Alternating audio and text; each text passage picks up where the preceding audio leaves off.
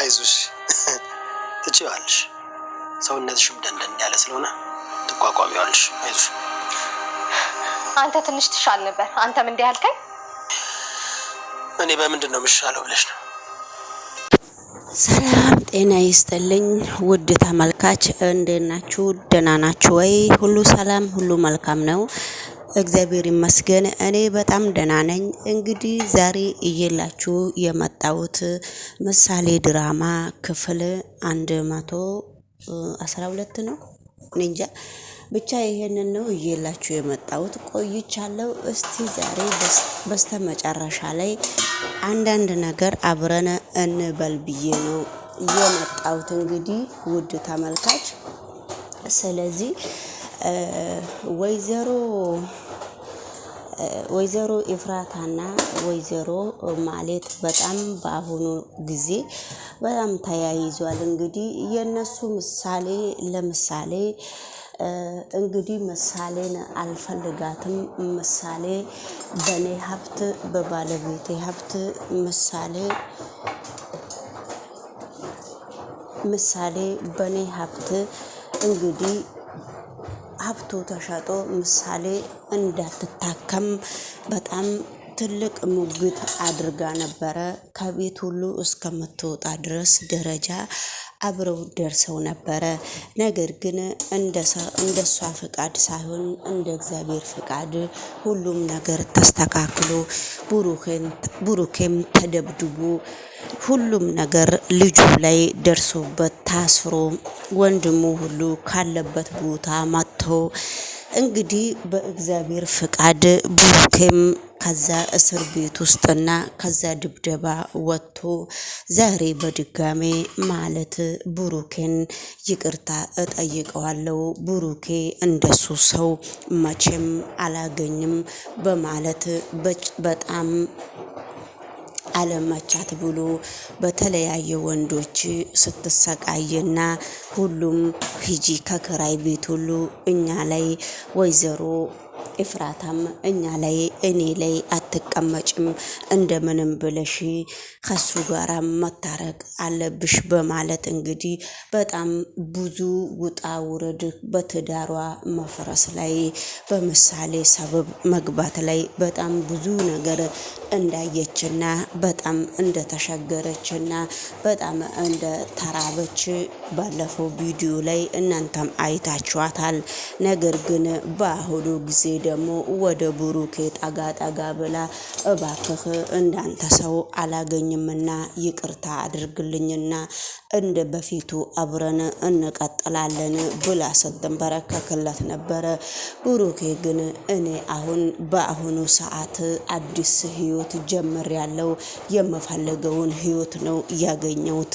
ከእንግዲህ በኋላ እኔ ካንቺ ጋራ የምኖረው ኑሮ የለም። ስለዚህ ተነስተሽ ካኔ ቤት መውጣት ትችያለሽ በሚል ሁኔታ ነው መልስ የመለሰላት።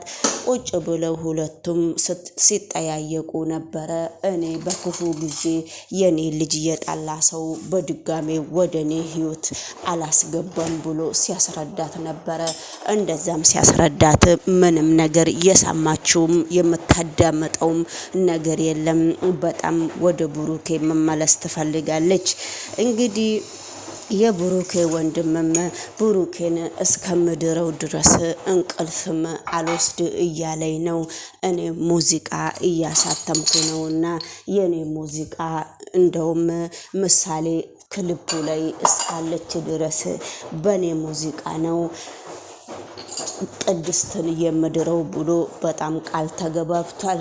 ምሳሌም በጣም ቅድስትን ስለምትፈልጋት ምሳሌ በአሁኑ ሰዓት ማለትን ረስታለች።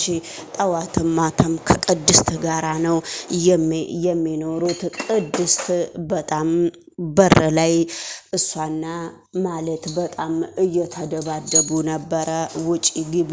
ወደሚቀጥለው ቪዲዮ አብረን ስንሄድ እንግዲህ ሉላና ሞገስ ደግሞ የነሱን የህይወት ፍቅር እየቀጠሉበት ነውና ሉላ አሁንም ፍራት ላይ ነው ያሉትና እዚህ ከተማ እንዳለን ባለቤቷ የበፊቱ እንግዲህ ይመጣል ተብሎ እየተጠበቀ ነው።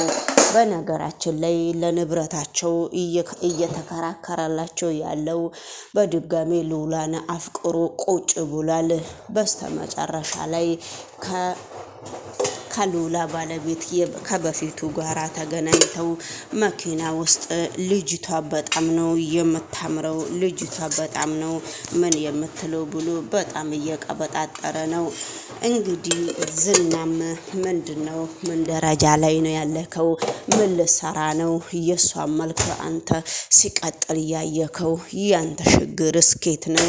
ወዴት ነው? እንዴት ነው ችግርክስ ምንድነው? በማለት ሰውየው መኪና ውስጥ ጠርቶ በጣም እያፋጠጠው ነው። ሰውየውም እያቅበዘበዘው ነው። የሚመልሰውን ነገር አንተ ምንድነው ስለሷ መልክ መቼ ነው እየጠየኩህ?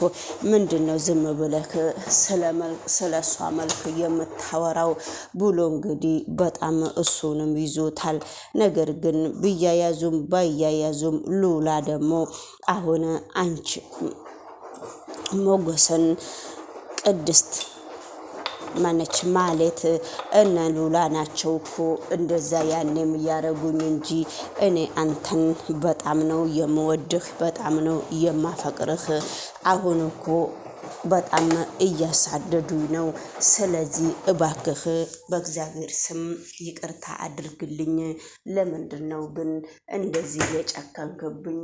አንተ እኮ ድሮ በጣም ጥሩ ሰው ነበርክ እንጂ በጣም ጨካኝ ሰው አይደለክም ሞገስ። እነ ሞገስ ናቸው እንደዚያ ያረጉኝ። አሁንም ዝና እኮ እነ ሞገስን ያሉበት ቦታ ማወቅ ይፈልጋል፣ ንገሪኝ እያለኝ ነውና በጣም ትልቅ ችግር ላይ እነሱ አሁንም ይወርቃሉ። እኔ ከተናገርኩ አሁንም አንቺ ከነሱ ህይወት ውስጥ አልወጣሽም ወይ? ምን ፈልገሽ ነው እንደዚህ የሚያደርግሽ? ብሎ ብሩኬም እየተናገራት ነው። አሁን እኔ እኮ እወድክ ነበረ፣ በእነሱ ሰበብ ነው እኔም የተጣላሁት። ያንተ ችግርስ ምንድን ነው? ከኔ ጋራ እንደ በፊቱ ቆንጆ ህይወት አብረን ብንኖር አንተ ትሞታለህ ወይ? እኔ በጣም ነው ባንተ ፍቅርም የተጎዳሁት፣ በጣም ደሞ አጥፍቻለሁ ብላ መልስ ስትሰጥም እንግዲህ ውድ ተመልካች ምንም ነገር ቦታ ሊሰጣት አልቻለም። እሱ አሁን ልቡ ቅድስት ጋ ነውና ቅድስትን ሊያገባት ነው ብሎ በጣም እንግዲህ ሸብረብ እያሉ ነው። በስተመጨረሻ ላይ እንግዲህ ትቷት ነው የሄደው። ብሩኬ እንግዲህ እምቢ ብሏታል።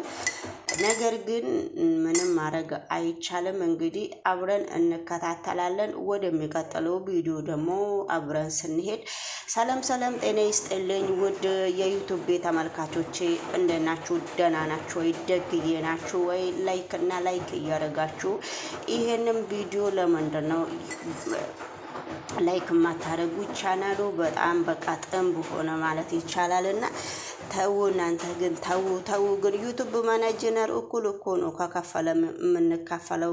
ካሞን ዩቱብ ካሞን በርቤዲ ለምንድን ነው ላይክ እና ሼር የማታደርገው? ለምንድን ነው?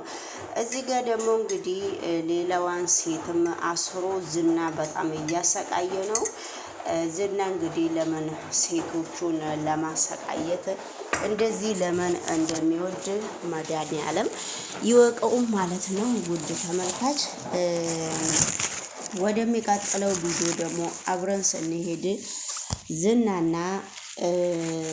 ዝናና ማን ነው የብሩኬ ወንድምና ብሩኬ ቃል እየተገባቡ ነው። 100% በኔ ሙዚቃ ነው ሰርግህን የማሳትምልህ፣ በኔ ሙዚቃ ነው፣ በኔ ወጪ ነው እያለ ነው። እንግዲህ ሞገስና ሉላም እስካሁን ድረስ በፍቅር እየተቃጠሉ በፍቅር ውስጥ እያሉ እነሱ ሂራር ነው የሚያወሩት። የነሱ ነገር ደግሞ የነሱ ችግር መቼ እንደሚያበቃላቸው አናቅምና ኢፍራታ ደግሞ አዲሱ ደላላ መጥቶ አልጋ ላይ ቁጭ ብሏል። የኔ ቆንጆ ታምሪያለሽ ይላል። እሱ ደግሞ በየሄደበት ቦታ ሴት ነው የሚጎበኘው። አንተ ደግሞ አሁን ምን ልትል ነው?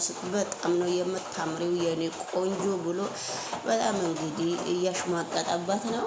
እናንተም አዲስ ቪዲዮ እስከሚመጣላችሁ ድረስ የሚደርሳችሁን ቪዲዮ የደውሏ ምልክት እያጠቆራችሁ ቪዲዮ እንዲደርሳችሁ ላይክ እና ሰብስክራይብ እንድታረጉት ይሄንን ቻናል በትህትና እጠይቃችኋለሁ። ውድ ተመልካች እንግዲህ በተረፈ ሰላም ለሀገራችን ለኢትዮጵያ ሰላም ያወርድልን።